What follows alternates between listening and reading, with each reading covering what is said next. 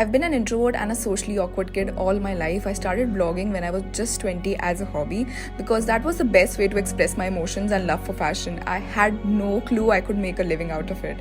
I started posting my outfit pictures and writing articles for my blog. It took off and I started getting offers from different brands.